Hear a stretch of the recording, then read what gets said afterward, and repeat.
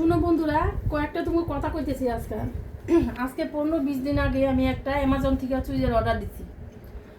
এই যে দেখো, আজকে সকালে এখন আইছে ভিডিওটা, আমি এর জন্য এখন বানাইছি যে বিশ্বাস করো না, তো অ্যামাজনে কাগজ, এই যে সবগুলা কাগজ, এই যে চুড়িদারটা দেখাইতেছি, দাঁড়াও তোমাকে। এই যে এই চুড়িদারটা অর্ডার করছিলাম, এই চুড়িদারটা অর্ডার করছিলাম।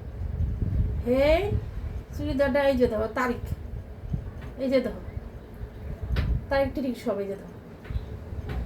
চুড়িদার তো দিলই না আমারে, অ্যামাজন থেকে কিন্তু অর্ডার করছি, আরেকবার করলাম অ্যামাজন থেকে অর্ডার করছি। এই চুড়িদার তোমার দিলই না, আমারে দিছে দেখো একটা পচা শাড়ি।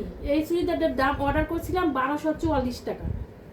এই 200 টাকা দামে একটা চুড়ি শাড়ি দিছে। এই যে দেখো শাড়িটা, এই যে দেখো শাড়ি দিছসি। এই দেখো শাড়িটা ছিঁড়া, দেখো শাড়িটা ছিঁড়া। তা মানুষে কি বিশ্বাস করবো কও? বিশ্বাস করেই তো মানুষে কিনে, তাহলে কি কিনুম? তাহলে এখন কারে বিশ্বাস করুম কও? এই না বলে অ্যামাজন খুব ভালো। এই দেখো, এই যে একটা পচা শাড়ি, এটা কি 1200 টাকার শাড়ি? কত? 1244 টাকা দামের শাড়ি এটা।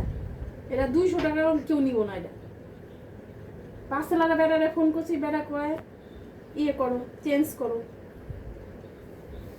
কি করুম, ভুল হইতেই পারে, তো এগুলা তো ঠিক না। রাগে রাগে কইতেছি না, দুঃখ লাগতেছে। সেই যে ভাবছি ছট পূজার সময় পড়ুম শাড়িটা, এখন এই যে এই শাড়িটা ভাবছি ছট পূজার সময়, আর কি সরি, ছট পূজার সময় ভাবছি চুড়িদারটা পড়ুম। এই যে শাড়িটা দিয়ে গেছে, এখন এর কি করুম কত তোমরা? আচ্ছা, টাটা।